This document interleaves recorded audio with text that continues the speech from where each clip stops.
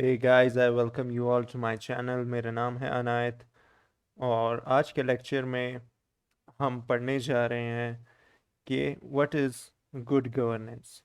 एक अच्छी हुक्मरानी, एक अच्छी तर्ज की हुकूमत क्या होती है, उसकी करेक्टरिस्टिक्स क्या हैं, वो क्या चीज़ें हैं जो एक गुड गवर्नेंस बनाती है।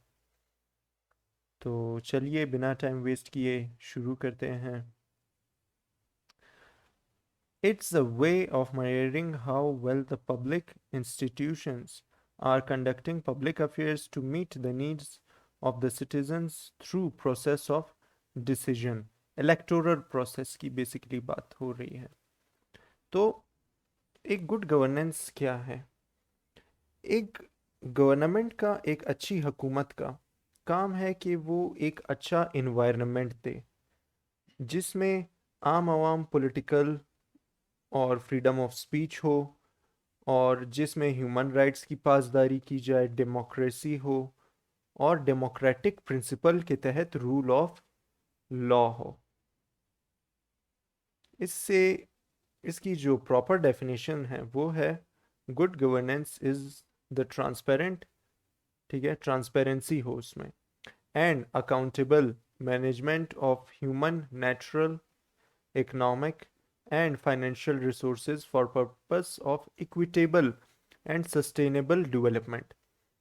अच्छा, ये इक्विटेबल जो टर्म है ना, ये बहुत ही मज़े की है। इक्विटेबिलिटी कहते हैं उसको, जो इंसा एक डिस्ट्रीब्यूशन ऑफ वेल्थ है, ठीक है, ये सब में बराबर की होगी तो इसको इक्वालिटी कहते हैं। ये इक्वालिटी हो गई। लेकिन इक्वेटेबल का मतलब होता है कि अगर फॉर एग्जांपल ए है, बी है और सी है। बी अमीर है, सी थोड़ा मिडिल क्लास है और ए पुअर है, और यहाँ पर डिस्ट्रीब्यूशन ऑफ वेल्थ में 1000 रुपये हैं। तो 1000 रुपये इस हिसाब से, इक्विटेबिलिटी के हिसाब से ए को ज़्यादा मिलने चाहिए। फॉर एग्जांपल 600 रुपये, 500 रुपये इसको दे देने चाहिए, और 300 रुपये सी को, और 200 रुपये बी को। ठीक है, उम्मीद है आपको ये कॉन्सेप्ट समझ आ गया होगा। अच्छा, करेक्टरिस्टिक्स ऑफ गुड गवर्नेंस की हम अभी बात करने जा रहे हैं कि वो क्या चीज़ें हैं जिससे हम एक गुड गवर्नेंस को मेजर कर सकते हैं। इसमें हम इश्यूज भी पॉइंट आउट कर सकते हैं कि पाकिस्तान में इसके क्या क्या इश्यूज हैं। तो सबसे पहला है रिस्पॉन्सिवनेस। एक अच्छी जो गवर्नमेंट होती है, अच्छी गवर्नेंस होती है, वो रिस्पॉन्सिव होती है। रिस्पॉन्सिव कंप्लेंट्स को देखकर होती है। कोई भी इशू आ जाए, वो कोई भी एक्शन, कोई भी मसला आ जाए, वो एकदम से एक्शन लेती है, तो उसको हम रिस्पॉन्सिव गवर्नमेंट कहते हैं। कोई कंप्लेंट हो, वो उसको एकदम से देखती है। इसमें जब रिस्पॉन्सिवनेस अगर गवर्नमेंट की चेक अक्सर जो डिज़ास्टर मैनेजिंग में होती है। जब किसी जगह पर कोई ज़लज़ला, तूफ़ान वगैरह आ जाए, और वो गवर्नमेंट वहाँ पर कैसे एक्शन लेती है, वो गवर्नेंस कैसे स्टेप्स अप्लाई होते हैं, तो यहाँ पर अक्सर पता भी चलता है। और बेसिकली इसके अलावा भी टैक्सेस में, इन्फ्लेशन में, जैसे कि हम आजकल देख रहे हैं, टैक्स का एक बहुत ज़्यादा बड़ा मसला भी बन रहा है। हर चीज़ की कीमत बहुत ही ज़्यादा ऊपर चली गई है।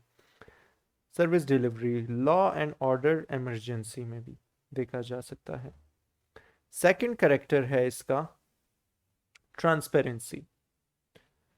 एक अच्छी गवर्नमेंट ट्रांसपेरेंट होती है। उसमें जो इंफॉर्मेशन होती है, फ्रीडम ऑफ इंफॉर्मेशन, जो 18th अमेंडमेंट में पास भी हुआ था एक्ट, के जो बेसिक इंफॉर्मेशन है जो आवाम तक पहुंचानी चाहिए, उसको रोकी ना जाए। ट्रांसपेरेंसी हो, exchange and free flow of information, decisions are taken and implemented as per rules and regulation. अच्छा, जब ट्रांसपेरेंसी नहीं होगी, वो वजह बनेगी इंस्टीट्यूशन करप्शन की।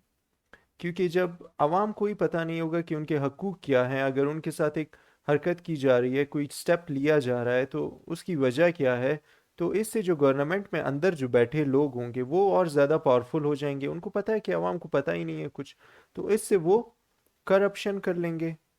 ठीक है, इससे करप्शन में बढ़ोतरी होगी। इसी वजह से तो हमें हमारे हकूक का नहीं है पता, और पाकिस्तान में इतनी करप्शन है। And it also leads to administrative corruption, civil services की करप्शन में। अच्छा, ट्रांसपेरेंसी की जो एग्जांपल है उसमें पहले हमने डिस्कस हम कर चुके हैं कि फ्रीडम ऑफ इंफॉर्मेशन एक्ट जो 18th अमेंडमेंट में पास हुआ है, अ vibrant free media, standing committees of parliament and public hearing.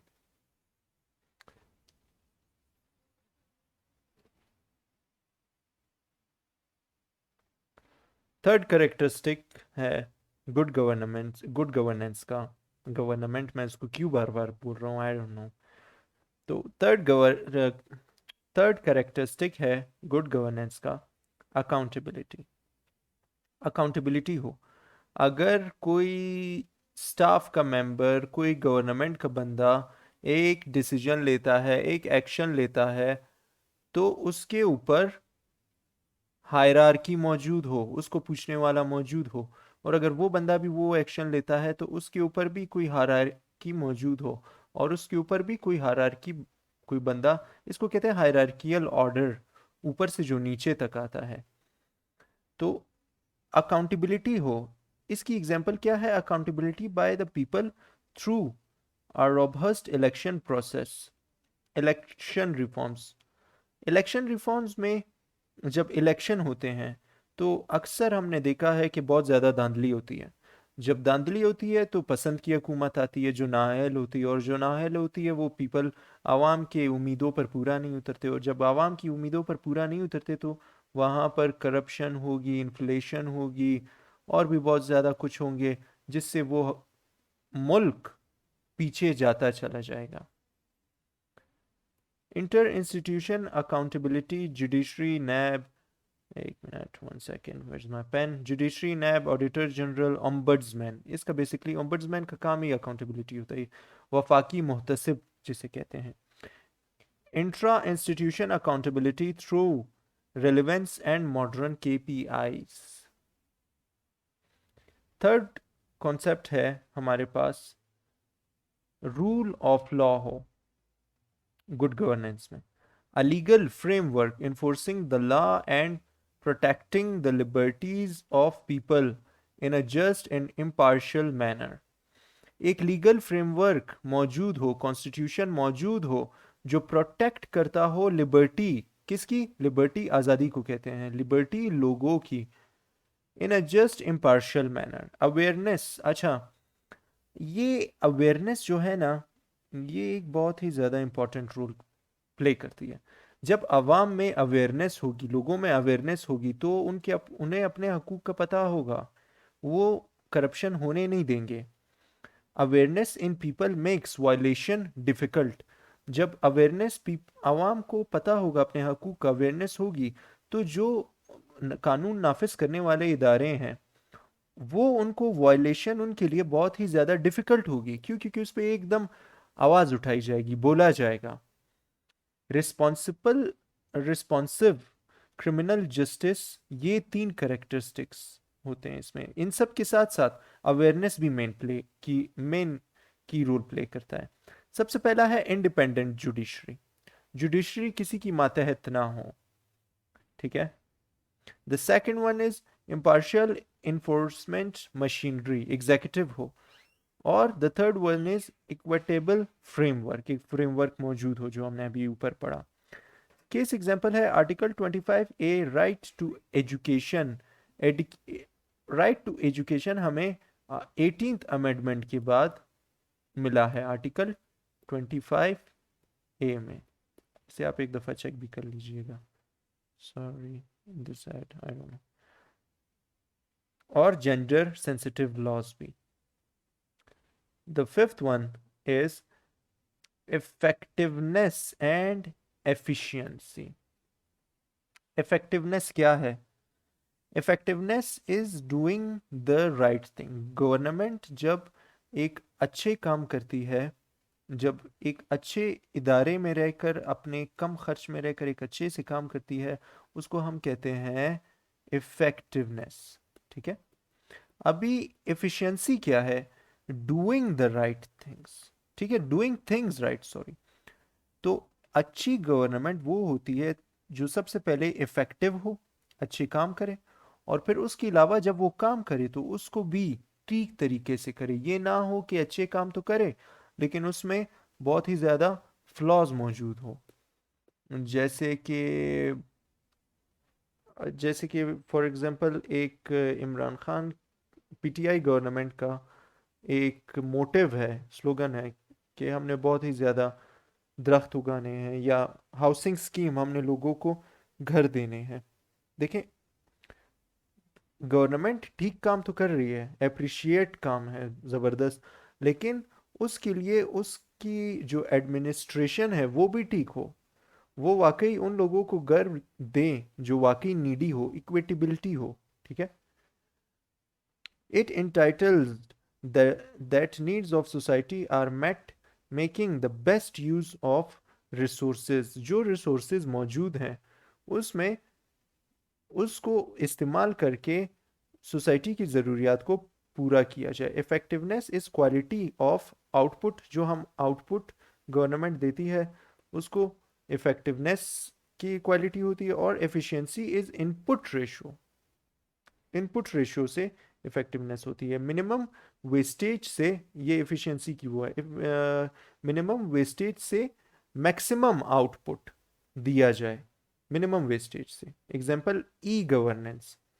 E governance की एग्जांपल यहाँ पर बहुत ही ज़्यादा सादिक आके बैठती है। क्यों? क्योंकि जब अभी हमें अगर अपने कोई जॉब्स आती हैं, ठीक है, जॉब्स आती हैं, उन जॉब्स में हम अप्लाई करते हैं, तो आजकल तो बहुत ही ज़्यादा इजी प्रोसेस हो चुका है कि हम चालान जमा करते हैं सबसे पहले, फिर उसके बाद आते हैं ऑनलाइन अपने डॉक्यूमेंट सबमिट कर देते हैं और हमें हमारा रोल नंबर स्लिप इशू हो जाता है।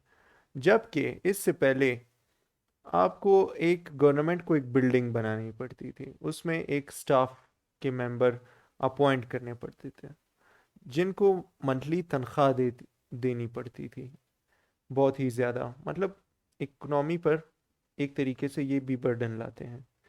एम्प्लॉयमेंट तो बेसिकली, मतलब बेशक एम्प्लॉयमेंट जनरेट होती है लेकिन एफिशिएंसी नहीं है। हम अपने डॉक्यूमेंट्स इनको बज़रिया डाक या खुद जाकर देते थे, फिर ये उसको सबमिट करते थे, और ये, जबकि अभी ई गवर्नेंस ने काम इतना आसान कर दिया है कि आप घर बैठे बैठे या किसी इंटरनेट कैफ़े में जाके अपने सारे जो आपके डॉक्यूमेंट्स हैं उसको आप ऑनलाइन सबमिट कर सकते हैं। Evolving a new framework for governance through public private partnership. एक ऐसे तरीक़ेकार में राय अमल लाना कि जो एक ऐसा फ्रेमवर्क बनाना जिसमें पब्लिक प्राइवेट पार्टनरशिप हो, जिसमें प्राइवेट अच्छा काम कर सके, प्राइवेट सेक्टर, उसको वो काम दिया जाए, और जिसमें गवर्नमेंट अच्छी हो उसमें वो काम वो गवर्नमेंट को दिया जाए।